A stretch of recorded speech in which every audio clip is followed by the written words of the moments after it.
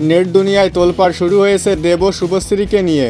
Viral হচ্ছে একটি video যেখানে বহু বছর পর একসাথে একই মঞ্চে গান আর নাচে মাতছেন তারা।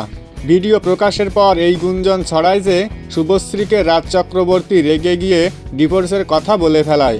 এই বিষয়ে বিস্তারিত জানার আগে আপনি যদি আমার চ্যানেলের নতুন দর্শক হয়ে থাকেন তাহলে এই ভিডিওতে একটি লাইক দিয়ে চ্যানেলটি সাবস্ক্রাইব করে ভিডিওটি দেখতে থাকুন।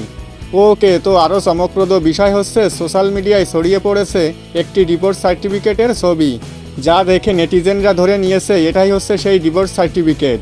পুরনো প্রেমিক ও একই মঞ্চে রোমান্টিক দৃশ্য সব মিলিয়ে নেট পাড়ায় শুরু হয়েছে আলোচনা ও সমালোচনা। কিন্তু আসল ঘটনা কি সেটা জানলে আপনিও অবাক হবেন। রাজ চক্রবর্তী একটি টিভি ইন্টারভিউতে বলেন, ধূমকেতু ছবির ট্রেইলার লঞ্চ অনুষ্ঠানে দেব ও শুভশ্রীকে একসাথে দেখা গেলেও সেটি ছিল সম্পূর্ণ বিশ্বাসযোগ্য ও পেশাগত পারফরমেন্স। রাজ চক্রবর্তী আরও জানিয়েছেন তিনি এসব বিষয় নিয়ে একটুও বিরক্ত নন।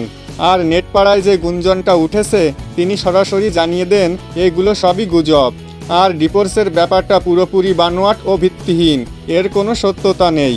তো বন্ধুরা, আপনারা এই বিষয়টি নিয়ে কী ভাবছেন কমেন্টে লিখে জানিয়ে যাবেন। কথা হবে পরবর্তী কোনো ভিডিওতে।